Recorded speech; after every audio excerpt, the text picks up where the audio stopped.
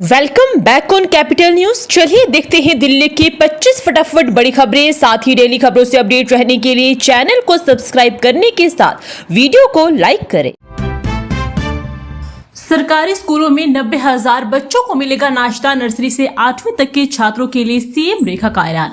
दिल्ली सरकार ने 200 स्कूलों में नर्सरी से 8वीं तक के 90,000 बच्चों के लिए सुबह के नाश्ते की योजना शुरू की है। मुख्यमंत्री रेखा गुप्ता ने इसका शुभारंभ किया। दिल्ली में पहली बार इस तरह की योजना लागू की जा रही है। नाश्ते में पौष्टिक आहार, फल आदि दिए जाने का प्रस्ताव है। रेखा गुप्ता ने कहा कि इस योजना से बच्चे स्वस्थ रहेंगे, साथ ही उनकी स्कूल पहुंचने की भी इच्छा होगी।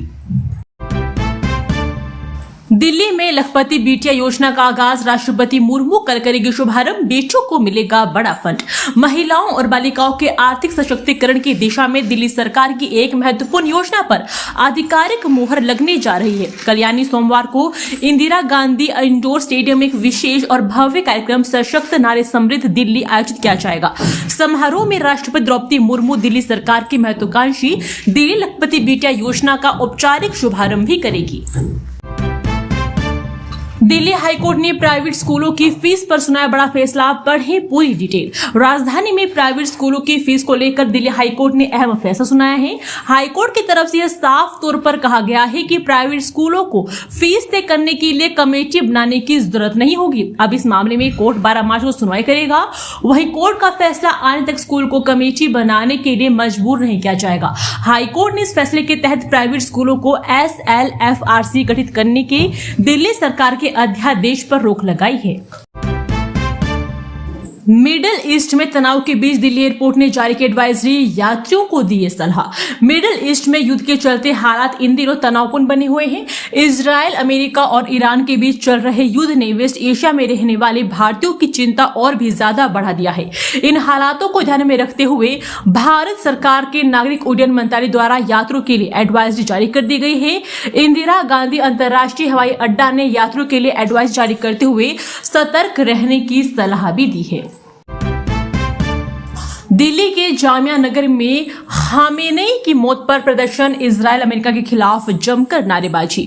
ईरान के supreme leader Ayatollah Ali Khamenei की मौत की खबर फैलने के बाद 1 मार्च रविवार को कश्मीर के कई हिस्सों में प्रदर्शन शुरू हो गए हैं। इसके अलावा दिल्ली के जामिया नगर इलाके में भी भारी संख्या में लोग सड़कों पर उतर आए हैं। इस दौरान लोगों ने इजराइल और अमेरिका के खिलाफ जमकर नारेबाजी भी की। प्रदर्शन के दौरान लोगों ने भावुकता और गुस्सा दोनों देखने को मिला है।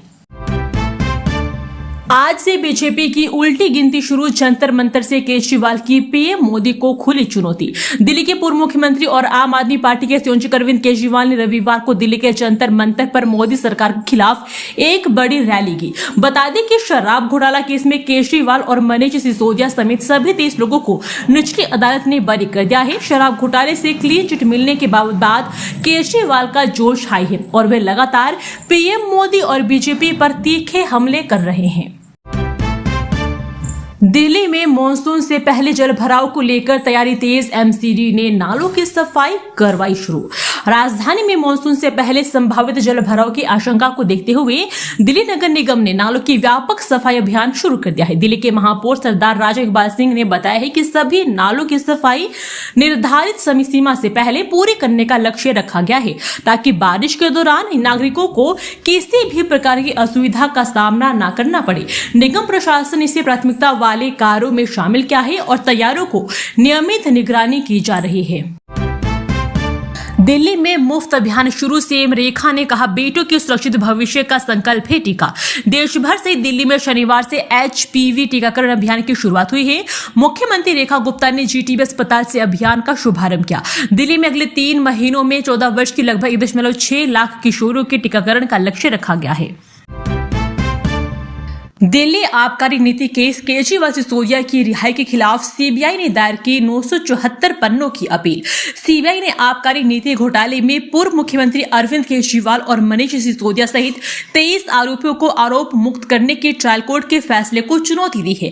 आबकारी नीति घोटाले से जुड़े भ्रष्टाचार के मामले में पूर्व मुख्यमंत्री अरविंद केजरीवाल और मनीष सिसोदिया समेत सभी 23 आरोपितों को आरोप मुक्त करने की ट्रायल कोर्ट के निर्णय को चुनौती देते हुए केंद्रीय जांच एजेंसी ने 974 पेज की अपील याचिका दायर की है।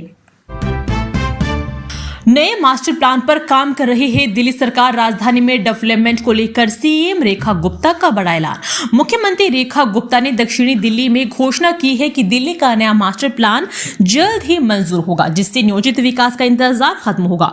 उन्होंने सरकार के 1 साल के कार्यों का रिपोर्ट कार्ड प्रस्तुत किया है, जिसमें अनधिकृत कॉलोनियों का नियमितीकरण, झुग्गी वासियों को आवास और बुनियादी ढांचा परियोजनाओं का उल्लेख किया है। नर्सरी दाखिले के लिए नए नियम को लागू नहीं कर पाई दिल्ली सरकार। आयु की शर्त पर खुद ही उलझी। दिल्ली सरकार राष्ट्रीय शिक्षा नीति के तहत पहले कक्षा में प्रवेश के लिए 6 वर्ष की न्यूनतम आयु सीमा लागू करने में विफल रही है।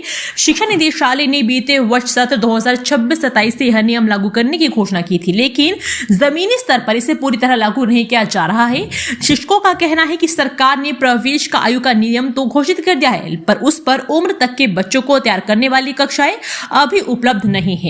तुलनात्मक रूप से कई राज्यों ने पूर्व प्राथमिक शिक्षा कार्यक्रम शुरू कर दिए हैं। एनडीएमसी 24 घंटे जलापूर्ति के लिए नियुक्त करेगा सलाहकार। योजना के लिए जारी किए टेंडर। एनडीएमसी नोटिस दिल्ली में 24 घंटे जलापूर्ति सुनिश्चित करने के लिए एक सलाहकार नियुक्त करेगा। इसका उद्देश्य पुरानी जल लाइनों में लीकेज ठीक करना, ओवरहेड टैंकों की आवश्यकता समाप्त करना और पानी की बर्बादी रोकना है। प्री बिड मीटिंग में एजेंसियों के द्वारा उठाए गए मुद्दों का जवाब दिया जाएगा। टेंडर जारी होने के बाद चयनित सलाहकार एनडीएमसी के जलापूर्ति पूरे दिन करने के लिए इस योजना को लागू करने के लिए अध्ययन करेंगे। इसके साथ ही जहां लीकेज है वहां की भी पहचान कर पानी की लाइनों को ठीक किया जाएगा। ट्रांसजेंडर का भेष बनाकर लोगों से उगाही करने वाले 3 बांग्लादेशी गिरफ्तार। पुलिस ने स्टिंग ऑपरेशन में दबोचा। उत्तर पश्चिमी दिल्ली जिला विदेशी सेल ने स्टिंग ऑपरेशन का आदर्श नगर मेट्रो स्टेशन के पास ट्रांसजेंडर का भेष बनाकर लोगों से उगाही कर रही 3 बांग्लादेशी महिलाओं को गिरफ्तार किया है। ये महिलाएं अवैध रूप से भारत में घुसी थी और गलत कामों में लिप्त थी। पानी चोरी रोकने के नए सिरे से बनेगी गुरुग्राम नहर। इन इलाकों में सुधरेगी पेयजल सप्लाई। गुरुग्राम वासियों के लिए गुड न्यूज है। सोनीपत के ककरोई से बसई वाटर ट्रीटमेंट प्लांट तक आ रही गुरुग्राम नहर का निर्माण नए सिरे से करने की तैयारी सिंचाई विभाग की तरफ से की जा रही है। इसके निर्माण पर करीब 1989 करोड़ रुपए की लागत आएगी। गुरुग्राम नहर के नए सिरे से बनने के बाद गुरुग्राम के सेक्टरों और कॉलोनियों से लेकर कई इलाकों तक पेयजल सप्लाई में काफी सुधार होगा। अगले महीने नहर के निर्माण का टेंडर भी जारी कर दिया जाएगा। भारत का भरोसेमंद दोस्त एक युग का अंत। ईरान सुप्रीमो खोमेनी के मारे जाने पर आप सांसद भी दुखी। घेराबंदी, पाबंदी और धमकियों के दौर के बाद आखिरकार अमेरिका और इजरायल ने ईरान पर हमला बोल दिया है। दोनों देशों की सेनाओं ने कई ओर से ईरान पर बमबारी शुरू कर दी।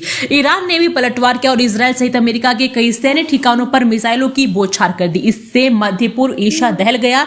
इजरायली हमलों में ईरान के supreme leader ayatollah Ali Khamenei की मौत हो गई है। खमेनी की मौत पर भारत में भी प्रतिक्रिया आ रही है। कश्मीर, दिल्ली और लखनऊ समेत देश के विभिन्न हिस्सों में शिया मुसलमानों में मातम है। इस बीच आम आदमी पार्टी के राज्यसभा सांसद संजय सिंह ने भी सर्वोच्च नेता आयतुल्ला अली खमेनी की मौत पर शोक जताया है। उन्होंने कहा कि एक युग का अंत हो गया है। उन्होंने खमेनी को भारत का सबसे भरोसेमंद दोस्त करार दिया। होली के रंग में भंग डालेगा एमडी का नया अलर्ट। दिल्ली एनसीआर में होगा मौसम का डबल अटैक। दिल्ली एनसीआर में गर्मी का आधिकारिक तौर पर आगाज हो गया है। मौसम विज्ञान केंद्र की ताजा रिपोर्ट के अनुसार आज से लेकर 5 मार्च तक पूरे क्षेत्र में मौसम में बड़ा बदलाव देखने को मिलेगा। आज दिन भर चिलचिलाती धूप निकलेगी। सबसे बड़ी चिंता दिन के समय चलने वाली 15 से 25 किलोमीटर प्रति घंटे की रफ्तार वाली तेज सतही हवाएं हैं, जो धूल उड़ाएगी और गर्मी को और बढ़ा देगी। 3 मार्च को होली के दिन दिल्ली एनसीआर में मौसम पूरी तरह शुष्क और गर्म रहने वाला है। मौसम विभाग के अनुसार इस दिन आसमान साफ रहेगा, लेकिन दिन के दौरान चलने वाली तेज हवाएं रंग खेलने वालों को परेशान कर सकती है। अधिकतम तापमान 32 डिग्री सेल्सियस तक पहुंचने की संभावना है, जिससे दोपहर के समय काफी गर्मी महसूस की जाएगी। बारिश की दूर दूर तक कोई संभावना ही नहीं है। युवा कांग्रेस अध्यक्ष उदय भानु छिब को भेजा तिहाड़। गुस्साई कांग्रेस बोली, एक रात में बदली गेम। एआई समिट में शॉर्टलिस्ट प्रदर्शन के मामले में गिरफ्तार युवा कांग्रेस के राष्ट्रीय अध्यक्ष उदय भानु छिब को जमानत मिल गई थी, लेकिन अब तक खबर सामने आ रही है कि सेशन कोर्ट ने इस फैसले पर रोक लगाते हुए उन्हें तिहाड़ जेल भेजने का आदेश दिया है। इस फैसले को लेकर कांग्रेस ने नाराजगी जताई है, वहीं उदय भानु चिमने वकीलों ने इस आदेश को दिल्ली हाईकोर्ट में चुनौती भी दी है। मीडिया से बातचीत में अधिवक्ता सुलेमान मोहम्मद खान ने कहा है कि मजिस्ट्रेट द्वारा जमानत दिए जाने के बाद हमने पटियाला उच्च न्यायालय में जमानत बांड प्रस्तुत की है। जमानत पत्रों के सत्यापन के लिए हमें अगले दिन की तारीख दी गई है। मीडिया रिपोर्ट में पता चला है कि अपराध शाखा ने मामले को जिला न्यायाधीश के पास भेज दिया है और सत्र न्यायालय ने मामले की सुनवाई की। दिल्ली पुलिस की साइबर फ्रॉड के खिलाफ 11 राज्यों में छापेमारी, 27 अपराधी गिरफ्तार। दिल्ली पुलिस ने अंतर्राज्यीय साइबर ठगी गिरोहों के खिलाफ देशव्यापी अभियान चलाकर 11 राज्यों में छापेमारी की है। छापेमारी के तहत 27 अपराधियों को गिरफ्तार किया गया है। बताया जा रहा है कि यह आरोपी 1.5 करोड़ रुपए से ज्यादा की ठगी में शामिल थे। आरोपियों को बैंक की जांच की गई है तो उसमें 13.91 करोड़ रुपए के संदिग्ध लेन देन का खुलासा भी हुआ है। गुरुग्राम में बनेंगे 3 नए इंडस्ट्रियल एरिया, इन गांव की जमीन खरीदेगा HSIIDC। गुरुग्राम में 3 नए औद्योगिक क्षेत्र विकसित करने का फैसला लिया गया है। इसे लेकर हरियाणा राज्य औद्योगिक एवं अवसंरचना विकास निगम द्वारा 12 गांवों के 1800 एकड़ जमीन को चिन्हित भी कर लिया गया है। जो जमीन मालिक ई भूमि पोर्टल पर जमीन की जानकारी के बारे में बताते हैं, उनसे जमीन खरीदने का प्लान बनाया गया है। समीपुर बादली हत्याकांड में आरोपी पति गिरफ्तार, पत्नी समेत 3 नाबालिग बच्चों का गला काट कर किया था मर्डर। दिल्ली के समीपुर बादली हत्याकांड में पुलिस ने आरोपी पति को राजस्थान से गिरफ्तार कर लिया है। दरअसल एक शख्स ने यहां पर एक पत्नी और 3 मासूम बच्चों की गला काट कर हत्या कर दी थी। वारदात को अंजाम देने के बाद आरोपी फरार हो गया था, जिसे पुलिस ने अब गिरफ्तार भी कर लिया है। गुरुग्राम के इन 12 अवैध कॉलोनियों पर चलेगा बुलडोजर, प्रशासन ने जारी किए नोटिस। गुरुग्राम में होली के बाद प्रशासन द्वारा अवैध कॉलोनियों के खिलाफ बुलडोजर कार्रवाई की जाएगी। इसे लेकर नगर एवं ग्राम नियोजन विभाग ने 7 गांव में 12 अनधिकृत कॉलोनियों को पहचानना है। इसके अलावा संबंधित जमीन मालिकों को कारण बताओ नोटिस भी जारी किया गया है। वहीं तहसीलदार को इन एरिया में किसी भी तरह की रजिस्ट्री न करने के निर्देश भी दिए गए हैं। विभाग के DTPE अमित मधुलिया के निर्देश पर पटोदी, सोहना, फरुखनगर और भोंडसी एरिया में सर्वे किया गया था। जांच के दौरान साड़राणा में 4, पातली हाजीपुर में 1, भांगरोला में 1, बोहड़ा कला में 1, भोंडसी में 3, माकड़ोला में 1 और धनकोट में 1 अवैध कॉलोनी को बसाया गया है। इन कॉलोनी में करीब 40 एकड़ जमीन पर बसाई गई थी। अमित मधुलिया ने साफ तौर पर कहा है कि बिना परमिशन के कोई भी नई कॉलोनी विकसित नहीं की जाएगी। उन्होंने ये भी कहा है कि अगर नोटिस का संतोषजनक जवाब नहीं मिलता है तो पुलिस बल की मौजूदगी में तोड़फोड़ की कार्रवाई भी की जाएगी। अतिक्रमण और अवैध पार्किंग से जूझ रहे यमुना पार्क के बस स्टॉप, खतरे में यात्रियों की सुरक्षा। यमुना पार्क के बस स्टॉप पर अतिक्रमण और अवैध पार्किंग से यात्रियों को भारी परेशानी हो रही है। बस स्टॉप ऑटो स्टैंड बन गए हैं, जिससे बसें सड़कें के बीच में रुकती है और जाम लगता है। यमुना बाढ़ क्षेत्र के सीमांकन में देरी पर एनजीटी ने उठाया सवाल, दिल्ली सरकार को 2 सप्ताह में रिपोर्ट देने का आदेश। नेशनल ग्रीन ट्रिब्यूनल ने यमुना बाढ़ क्षेत्र के सीमांकन के लिए दिल्ली सरकार द्वारा अगस्त 2026 तक की समय सीमा को अव्यवहारिक बताया। एनजीटी ने कहा है कि अन्य राज्यों में यह कार्य सर्वे ऑफ इंडिया के आंकड़ों के आधार पर तेजी से पूरा किया गया है। एनजीटी ने कहा है कि उक्त तथ्यों को देखते हुए बाढ़ क्षेत्र में सीमांकन के लिए उठाए जाने वाले कदमों को दिल्ली सरकार दोबारा जांच करे और सर्वे ऑफ इंडिया से मिली जानकारी के अनुसार जमीनी स्तर पर इस तरह के सीमांकन के लिए तेजी से काम करें। कोर्ट से मल्लिकार्जुन खड़गे को मिला जवाब, दाखिल करने का वक्त। बीजेपी आरएसएस पर की थी आपत्तिजनक टिप्पणी। राउस एवेन्यू कोर्ट ने कांग्रेस अध्यक्ष मल्लिकार्जुन खड़गे को भाजपा और आरएसएस पर आपत्तिजनक टिप्पणी से जुड़े मामले में जवाब दाखिल करने के लिए समय दिया है। यह मामला निचली अदालत पूर्व द्वारा एफआईआर दर्ज करने से इनकार करने के फैसले को चुनौती देने वाली याचिका पर आधारित है।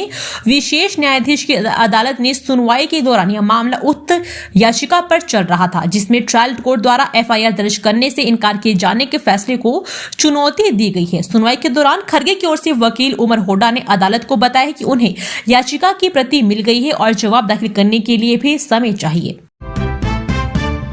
चांदनी चौक में पार्किंग का नहीं किया अधिग्रहण, हर माह निगम को 40 लाख रुपए का नुकसान। एमसीडी को चांदनी चौक स्थित ओमेक्स पार्किंग का अधिग्रहण न करने से हर महीने 40 लाख रुपए का नुकसान हो रहा है। यह राशि निजी company Omaxe heritage private limited के खाते में जा रही है। ग्लोबल आउटरीच समिट 2026 की घोषणा, लाइफस्टाइल और परिधान उद्योग में 1800 करोड़ का लक्ष्य। ब्रांड एवं सोर्सिंग रीडर्स एसोसिएशन ने दक्षिण दिल्ली में ग्लोबल आउटरीच समिट 2026 की घोषणा की है। यह समिट 28 से 30 अप्रैल को जवाहरलाल नेहरू स्टेडियम में आयोजित होगा। दिल्ली के द्वारका में फिर धंसी सड़क, नीचे से गुजर रही जल बोर्ड की पाइपलाइन में हो रहा है रिसाव, हादसे का खतरा। पश्चिमी दिल्ली के द्वारका सेक्टर 17 में दिल्ली जल बोर्ड की मुख्य पाइपलाइन के नीचे जमीन धंस गई है, जिससे सड़क पर बड़ा गड्ढा हो गया है। यह घटना पाइपलाइन में लंबे समय से हो रहे रिसाव के कारण हुई है। इस घटना के बाद स्थानीय निवासियों में भारी रोष और डर का माहौल है, क्योंकि इलाके में इस तरह की घटनाएं पहले भी कई बार हो चुकी है। खुद को दुबई का मीट एक्सपर्ट्स बता दिल्ली के 3 लोगों से की 1.37 करोड़ की धोखाधड़ी, गिरफ्तार। दिल्ली पुलिस की क्राइम ब्रांच ने दुबई का बड़ा मीट एक्सपोर्टर बनाकर 3 व्यापारियों से 1.37 करोड़ रुपए की धोखाधड़ी करने वाले मोहसिन मोहम्मद को गिरफ्तार किया है। लॉरेंस के वकील पर हमले की रोहित गोदारा गिरोह ने ली जिम्मेदारी, स्पेशल सेल क्राइम ब्रांच के हाथ अब भी खाली। उत्तरी दिल्ली के कश्मीरी गेट में लॉरेंस बिश्नोई के वकील दीपक खत्री पर फायरिंग के 4 दिन बाद भी दिल्ली पुलिस हमलावरों का पता नहीं लगा पाई है। रोहित गोदारा गिरोह ने हमले की जिम्मेदारी ली है। बदमाशों की संख्या 3 थी। घटना के बाद सभी बाइक पर सवार होकर फरार हो गए थे। कार में अधिवक्ता दीपक खत्री समेत 5 लोग सवार थे। हमले के दौरान कार सवार संदीप नामक युवक को 2 गोलियां लगी थी और जो सर गंगाराम अस्पताल में उपचाराधीन है। घटना में दीपक खत्री बाल बचे। ईरान और खाड़ी देशों में फंसे भारतीय युद्ध के बीच वतन वापसी की गुहार। ईरान और खाड़ी देशों में चल रहे युद्ध के कारण वहां रह रहे भारतीयों की मुश्किलें बढ़ गई है। कई भारतीय, खासकर ईरान में फंसे छात्र, भारत सरकार से सुरक्षित वापसी की गुहार लगा रहे हैं।